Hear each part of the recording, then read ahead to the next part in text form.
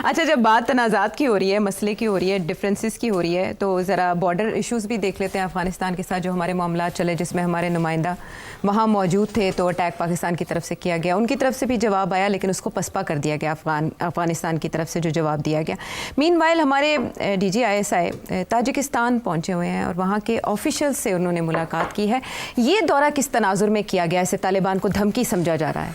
सही समझा जा रहा है। उसकी वजह यह है कि तालिबान आपकी कोई बात सुनने के लिए तैयार नहीं। अब 1.5 साल हो गया आप उनको समझा रहे हैं कि ये जो पाकिस्तानी तालिबान आपके यहाँ आपने बैठाए हुए हैं ये हमें नुकसान पहुँचा रहे हैं, हम कब तक ये बर्दाश्त करेंगे। और अभी रिसेंट टाइम्स में तो बहुत ज़्यादा नुकसान होना शुरू हो गया। इसके साथ आपके तल्लुकात चाइना के साथ ख़राब हो रहे हैं और चाइना आपके लिए बड़ा क्रिटिकल पार्टनर है और ऊपर से आपके शहीद हो रहे हैं जवान। तो ये कोई छोटी बात तो नहीं है। उनको बड़ा समझाया कि देखिए आप डोंट पुश अस, वो नहीं बात मानते। अच्छा, अब वो क्यों नहीं बात मानते, पहला सवाल। दूसरा ये कि अब हम क्या करने जा रहे हैं। वो इसलिए नहीं मानते कि वो समझते हैं कि अगर TTP को उन्होंने तालिबान ने रोका तो TTP जो है वो इस्लामिक IS जो है उसके साथ ना दाइश के साथ ना मिल जाए, क्योंकि वो एक्सट्रीमिस्ट हैं, हार्डलाइनर्स हैं। दाइश जो है वो तालिबान के ख़िलाफ़ है, अफ़गान तालिबान के ख़िलाफ़ है। वो तो वहाँ अंदर पावर स्ट्रगल चल रही है। 2 किस्म के ग्रुप्स हैं अफ़गानिस्तान के अंदर जो इस वक्त तालिबान हुकूमत के ख़िलाफ़ खड़े हैं। एक है नेशनल रेजिस्टेंस फ्रंट जो कि नॉर्थ में है, वो तारीख़ी तौर पे वो पश्तून एलिमेंट्स के ख़िलाफ़ है, ताजिक और उज़्बेक्स। वहाँ आपको याद होगा पुराने ज़माने में रशीद दोस्तम भी एक लीडर था और भी लीडर्स थे, ठीक है। और फिर अहमद शाह मसूद का ग्रुप भी है एक्सेट्रा, मगर वो इस वक्त तितर बितर हुए हैं। अच्छा, अब एक तरफ, दूसरी तरफ ये है कि तालिबान के अंदर देयर इज़ अ प्रॉब्लम। एक कंधारी ग्रुप है जो कि लीडरशिप है यहाँ की, और दूसरा है आपको पता ही है हकानी ग्रुप, जो काबुल वाले जो है, तो वो भी एक इश्यूज चल रहे हैं आपस के अंदर उनकी लीडरशिप के अंदर। तो अब पाकिस्तान ने समझाया तालिबान को कि देखिए डोंट पुश अस, वो नहीं बात माने। वो कहते हैं हमारी मजबूरी है, हम नहीं इनको TTP को नाराज़ कर सकते, तो वो तो हमारी मजबूरी है। तो अब उन्होंने आके बात आगे बढ़ा दी है कि वो हमारे मेहमान हैं, हम तो बिल्कुल कुछ नहीं कर सकते। इन्होंने कहा अच्छा तेरे थोड़े मेहमान ने, ठीक है। फिर इन्हें जाके ठा बम मार देते, ठीक। अब तालिबान के पास तो कोई एयरफोर्स नहीं है ना कि इनको रोक सकते हैं। तालिबान के पास तो इरेगुलर और आर्मी भी नहीं है, वो तो इरेगुलर गुरिल्ला वॉरफेयर ही कर सकते हैं। मगर अब तो वो तो इन्वॉल्व है इंटरनल डिफेंस में, तो वो ज़्यादा बॉर्डर पोस्ट को छोटी मोटी ठूठा कर सकते हैं, फायरिंग कर सकते हैं। तो आपने क्या किया कि एक तो उनको कहा कि अच्छा फिर ऐसी बात है तो फिर ठीक है, ठा हम कर देंगे और हम जाके इनके TTP के लीडर्स को अटैक करेंगे। उसमें 2 किस्म के फैसले हुए हैं। एक ये कि चुन के उनके लीडर्स को असैसिनेट किया जाए। ये जो टैक्टिक है ये इंडिया से इन्होंने पिकअप किया है। इंडिया ने आपके कश्मीरी लीडर्स को और जिहाद के लीडर्स को जो पाकिस्तान और कश्मीर में बेस्ड हैं उनको चुन के असैसिनेट किया है यहाँ। जिसके बाय द वे अब एक आर्टिकल आज वॉशिंगटन पोस्ट में भी आया है कि इंडिया रॉ किस तरीके से रेजिस्टेंस के जो लीडर्स हैं कश्मीरीज बेस्ड इन पाकिस्तान उनको किस तरीके से चुन के असैसिनेट कर रहे हैं। ये वही दोवल की डॉक्ट्रिन है जो कि उन्होंने अपने क्रिटिक्स जो सिख के जो रेजिस्टेंस है वहाँ उनको टारगेट कर रहे हैं, जिसके साथ कनाडा के साथ तल्लुकात खराब, खालिस्तान मूवमेंट, खालिस्तान। तो इंडिया के जो टैक्टिक्स थे कि पिक एंड किल लीडर्स, वो अब हमने कहा अच्छा फिर यह गल है असी फिर तालिबान के भी लीडर्स चुन के ठोकने ऐसे। तो एक तो इन्होंने ये कर दिया। दूसरा सिमिलरली जैसे इंडिया ने किया था सर्जिकल स्ट्राइक, तो इन्होंने भी सर्जिकल स्ट्राइक कर दी जाके अफगानिस्तान में और जब बंदे मार दिए वहाँ उनके कैंप्स के ऊपर, डैमेज किया, ठीक। तो सिग्नल तो बड़ा स्ट्रॉन्ग गया टू द तालिबान, मगर दैट्स नॉट इनफ। उनको पता है कि ये लॉन्ग टर्म गेम है ये। तो अब क्या है, अब बड़ी सीधी सी बात है, ठीक। एक तो इन्होंने सोचा कि जो वखान कॉरिडोर है, अब वखान कॉरिडोर क्या है, वखान कॉरिडोर के ऊपर पाकिस्तान का कंट्रोल होना चाहिए। Wakhan corridor is up in the north, it's a small strip of land, okay, that connects that in a sense connects Afghanistan to Tajikistan, right, ठीक। तो इन्होंने ताजिकिस्तान के साथ तल्लुकात बढ़ा रहे हैं। 2 लेवल पे ताजिकिस्तान के साथ तल्लुक पाकिस्तान अब बढ़ाना चाह रहा है। एक ये उनसे बिजली खरीदना चाह रहा है, अच्छा। तो उसकी वो वखान कॉरिडोर के जरिए आएगी। तो एनर्जी का इश्यू है, तो वो वखान कॉरिडोर के ऊपर कंट्रोल की ज़रूरत पड़ गई है, अच्छा। और मेरा ख्याल है इनको चाइना ने ग्रीन लाइट दे दी है, क्योंकि वो चाइना को भी लगता है। तो उन्होंने कहा जी वखान कॉरिडोर जो है वो अब हमने अपने हाथ में रखना है, ठीक। तो उधर थोड़ी बहुत पेशकदमी हो रही है तालिबान को थोड़ा सा कमज़ोर करने के लिए कि ये अब हम इसके ऊपर हमारा कंट्रोल होगा। They are discussing that with Tajikistan.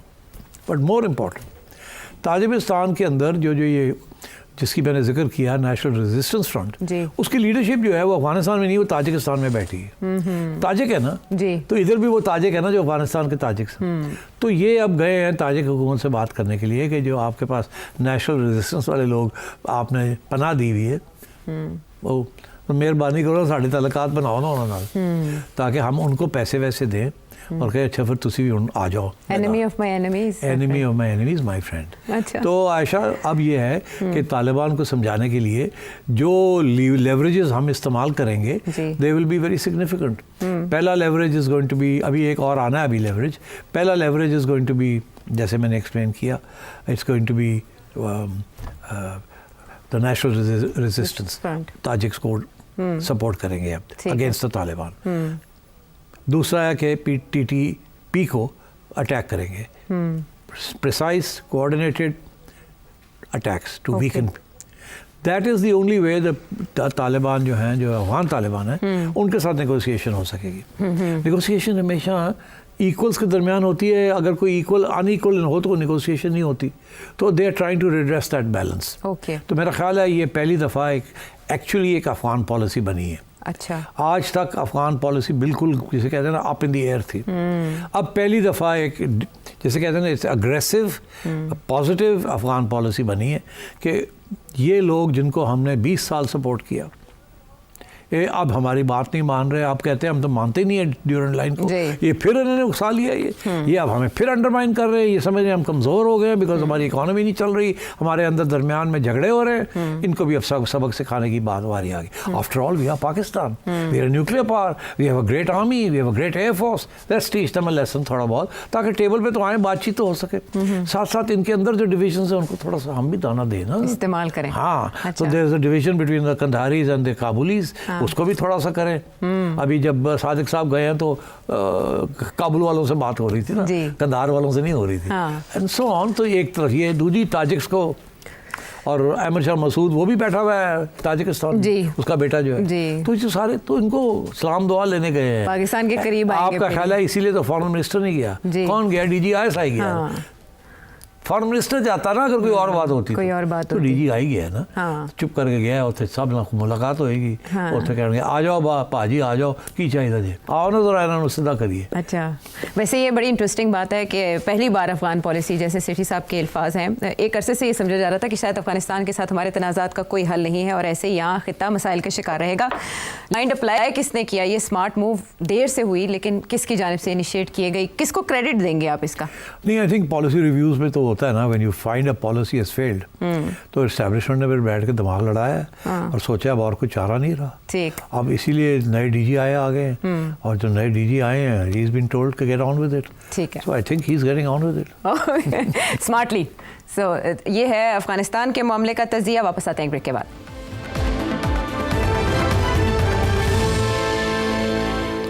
Show में साथ देने का शुक्रिया सिटी साहब। इतने उम्दा सवाल हैं और इतने टेक्निकल हैं, कहाँ तक सुनोगे, कहाँ तक सुनाऊं, चूज़ करना बड़ा मुश्किल हो जाता है। तो ऑस्ट्रेलिया से ज़रा आदिल अहमद साहब का एक दिलचस्प सवाल शामिल करेंगे जी। इमरान खान साहब की जो पॉपुलैरिटी है बहुत ज़्यादा है, बहुत इस टाइम पीक पे है। बेनज़ीर भुट्टो का आपने जिक्र किया, जुल्फ़िकार अली भुट्टो साहब की जब शहादत हुई थी तो हम तो उस टाइम पैदा नहीं हुए थे, तो उनकी पॉपुलैरिटी के बारे में सुना है कि बहुत ज़्यादा पॉपुलर थे। तो उनको जिस तरह फांसी हुई, उनकी कोई रिएक्शन उस टाइम नहीं हुआ था जैसे खान साहब को पकड़ा गया, एक 9 मई हुआ, एक लोग निकले बाहर और एक ठीक ठाक किस्म का की अफरा तफरी फैली पूरे मुल्क में। अपने एक्सपीरियंस से कुछ बता सकें अगर, कि उस टाइम पे क्या हालात थे मुल्क के और अवाम का क्या रद्द-ए-अमल था उनकी शहादत के बाद? So just wanted to make an comparison between the popularities. जी थैंक यू। देखिए भुट्टो साहब बिल्कुल पॉपुलर थे, इसमें कोई शक नहीं है, और मगर जब मार्शल लॉ लग गया, तो मार्शल लॉ जब लगता है ना तो उस वक़्त एक खौफ की लहर चलती है। उस वक़्त पीपल्स पार्टी की तरफ से एहतजाज हुआ, मगर जो अपोजिशन थी उस वक़्त की, लेड बाय द जमात इस्लामी, वो काउंटर उन्होंने बहुत किया उसको। जहाँ जहाँ पीपल्स पार्टी के वर्कर्स निकले, वहाँ they had to face opposition from उस वक़्त की opposition led by the Jamaat Islami, Muslim League and others. तो एक तो ये था कि there was on the streets there was opposition. इस दफ़ा ऐसी कोई चीज़ नहीं थी। नून लीग के लिए पीटीआई के ख़िलाफ़ कोई नहीं निकला, पहली बात। दूसरी बात ये थी कि मार्शल लॉ का वक्त था, इस वक्त मार्शल लॉ का वक्त नहीं था। तीसरी चीज़ और बड़ी अहम है ये बात कि यहाँ गुस्सा जो था वो इस्टेब्लिशमेंट पे था, बिकॉज इन आम आदमी का ये ख्याल था कि इस्टेब्लिशमेंट ने बिट्रे किया है खान साहब को।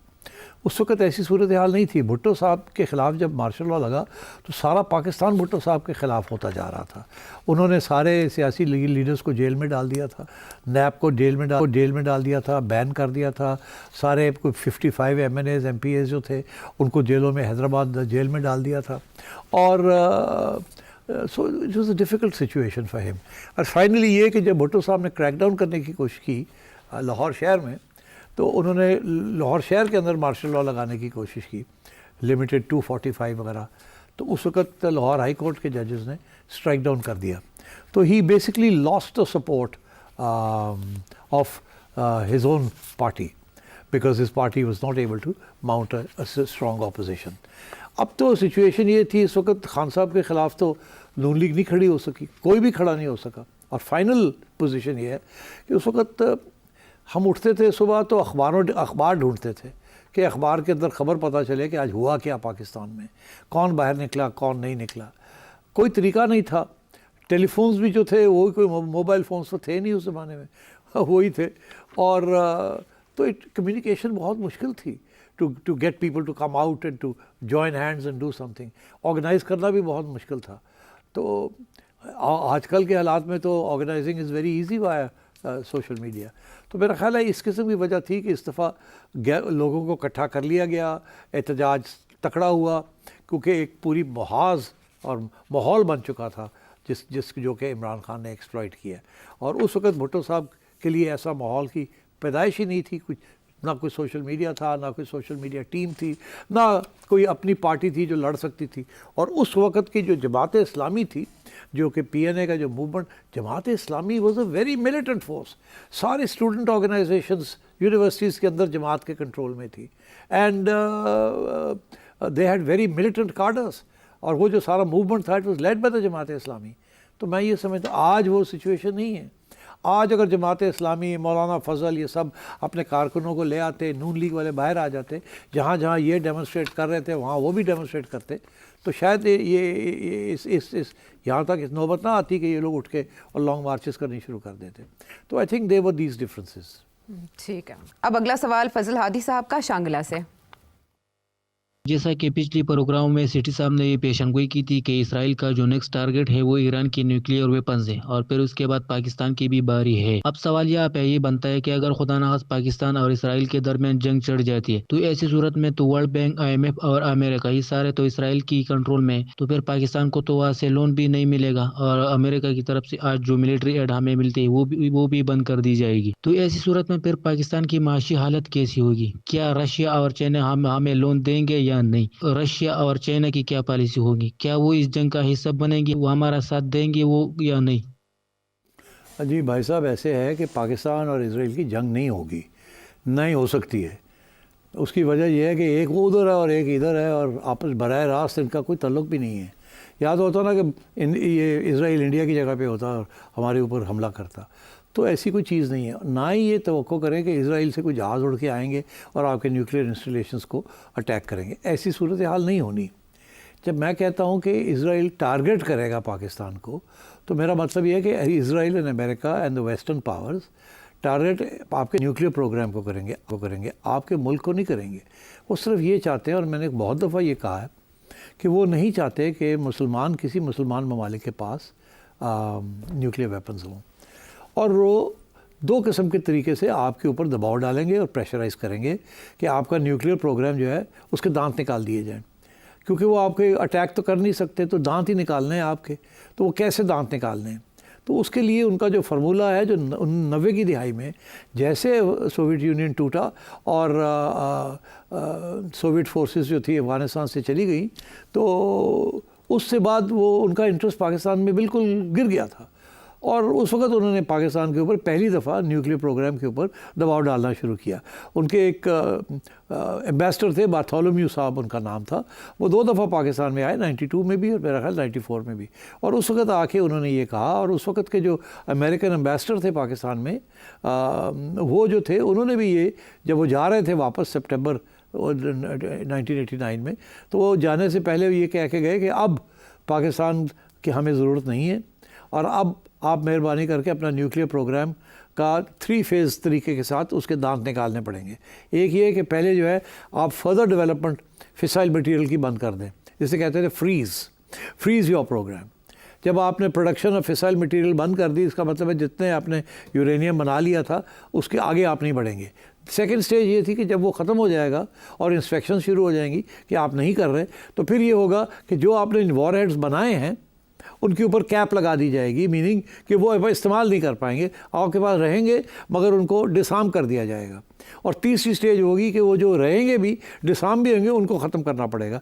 जैसे फॉर एग्जांपल यूक्रेन के अंदर जब सोवियत यूनियन टूटा तो सबसे बड़े न्यूक्लियर आर्सेनल सोवियत यूनियन का यूक्रेन में था, और वो यूक्रेन में फिर वो सारा जो है उसको पहले उसके साथ भी यही किया कि पहले फ्रीज़ किया, फिर कैप किया, फिर रोल बैक किया।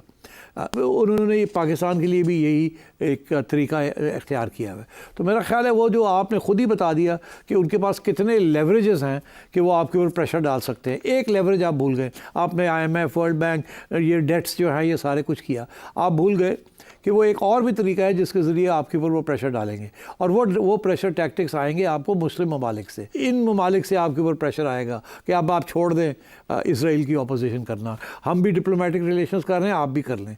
बाकी जब और अगर आप करेंगे तो फिर आपको इतना ख़तरा नहीं है, once you have diplomatic relations with Israel, तो फिर आपको इतना ख़तरा नहीं है आपके न्यूक्लियर प्रोग्राम को, फिर हम उधर नहीं जाएंगे।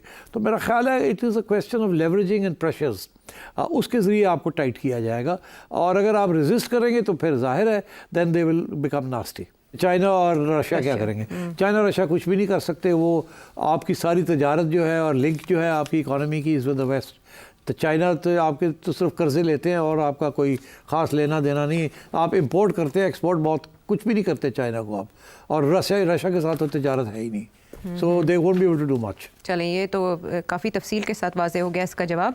रज़ीउद्दीन साहब कराची से, डॉक्टर गुलरेज़ उकाड़ा से, हसन बाजवा ऑस्ट्रेलिया से, फुरकान लाहौर से और अहमद मुख्तार साहब इटली से। इसके अलावा भी बहुत से सवाल आइंदा के लिए उठा रखेंगे। अगले प्रोग्राम तक के लिए इजाज़त दें।